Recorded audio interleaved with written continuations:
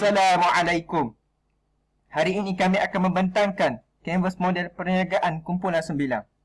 Fosta Unggul telah ditubuhkan pada 10 Februari 2020. Syarikat ini terdiri daripada 7 orang rakan kongsi dengan kepakaran masing-masing. Syarikat ini telah menceburi industri makanan tradisional di Malaysia dengan objektifnya memperkenalkan makanan tradisional Terengganu kepada semua lapisan golongan masyarakat. Yang kami tawarkan adalah makanan tradisional turun-temurun yang tersohor iaitu bepang pulut. Bepang pulut ialah pulut yang disaluti dengan manisan gula Melaka yang cukup lazat. Ia merupakan makanan yang rangup, enak dimakan, tahan lama serta mudah dibawa.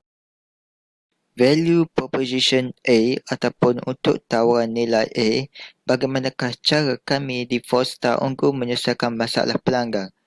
Kami di Fosta Unggul sentiasa mengutamakan pelanggan kerana ia penting bagi meningkatkan hubungan kami dengan pelanggan kerana ia dapat memberikan keuntungan kepada syarikat kami. Oleh itu, kami cuba sedaya upaya untuk memberikan servis yang terbaik. Sebagai contoh, jika terdapat sebarang masalah kelewatan perhantaran, kami akan memberikan satu bepang pulut kepada pelanggan kami secara percuma. Ini sebagai tanda permohonan maaf daripada kami kepada pelanggan. Dan jika terdapat sebarang masalah, kami terus berhubung dengan pelanggan untuk mengelakkan daripada pelanggan berasa servis kami teruk. Ini kerana kami perlu menjaga rating syarikat kami. Ini kerana disebabkan Fosta Unggul sentiasa mengutamakan pelanggan untuk mengekalkan pelanggan kami. Tawaran nilai B terbahagi kepada dua. Yang pertama adalah point of parity, iaitu persamaan. Persamaan produk kami dengan perniagaan lain adalah penggunaan beras pulut dan gula Melaka sebagai bahan mentah yang utama untuk menghasilkan produk makanan kami yang sedap dan rangut. Dan yang kedua adalah point of differences, iaitu perbezaan. Perbezaan perniagaan kami dari perniagaan yang lain ialah dari segi harga yang berbatutan serta pembungkusan yang menarik dan mudah dibawa. Kami menyediakan dua pilihan saiz kepada pelanggan kami, iaitu saiz small size yang berharga RM1 dan big size yang berharga RM3. Kami juga menawarkan perkhidmatan penghantaran produk kami secara percuma. Sasaran pelanggan. Sasaran pelanggan terbahagi kepada dua, iaitu target market, sasaran pasaran dan target customer. Sasaran pelanggan. Yang pertama, target market, sasaran pasaran. Sasaran pasaran kami lebih tertumpu kepada organisasi kelab penduduk sekitar Gua Badak yang terdiri daripada golongan berpendapatan sederhana dan tinggi dan terutamanya kepada pelajar-pelajar IPTA dan IPTS di sekitar Gua Badak. Yang kedua, target customer. Sasaran pelanggan. Sasaran pelanggan kami tertumpu kepada segenap lapisan masyarakat, tidak kira kanak-kanak, remaja, orang dewasa maupun mereka yang berumur. Kerana menurut kajian tidak rasmi, bepang pulut digemari setiap lapisan umur.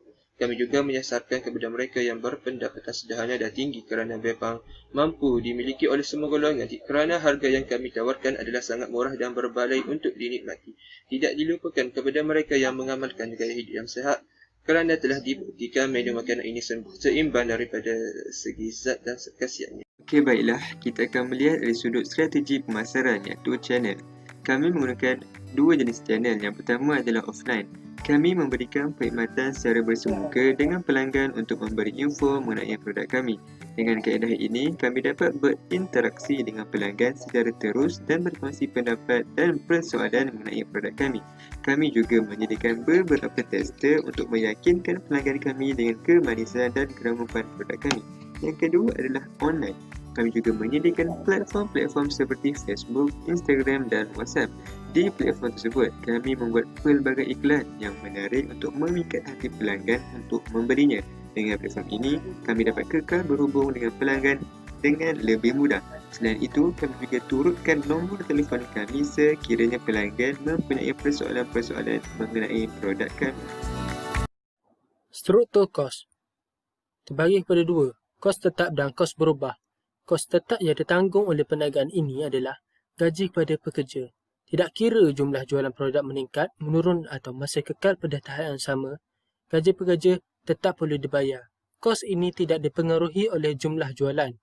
Kos berubah pula adalah belanja minyak petrol yang digunakan untuk mengambil stok serta servis penghantaran produk kepada pelanggan. Semakin keras stok diambil dari pembekal atau bilangan servis penghantaran produk bertambah, maka semakin tinggi kos yang ditanggung oleh perniagaan. Kos ini dipengaruhi oleh jumlah pengambilan produk dan servis yang dilakukan. Aliran tunai. Aliran pendapatan bagi perniagaan ini adalah penjualan bepang pulut. Kami menyasarkan dua kategori pelanggan yang berpendapatan sederhana dan para pelajar yang berada di sekitar Kuala Nerus. Kami menyediakan produk bersaiz besar berharga RM3 dan produk bersaiz kecil berharga RM1. Ianya sesuai bagi semua jenis pelanggan kerana kami menyediakan produk yang berharga mampu milik. Sebagai kesimpulan, dengan permintaan yang tinggi serta kurangnya persaingan, perniagaan Foster Unggul dilihat mampu bertahan dengan keadaan pasaran seperti ini. Dengan mengekalkan kualiti produk, ia dapat memberi gambaran baharu terhadap bepang yang dahulunya kurang berkualiti. Ekoran produk yang dijual telah lama di rak jualan sudah menjadi tengik dan tidak rangup. Berdasarkan perhatian kami yang telah menerima banyak tempahan dari pelanggan luar negeri, tidak mustahil bagi produk ini untuk memasuki pasaran negeri pantai barat atau utara Malaysia.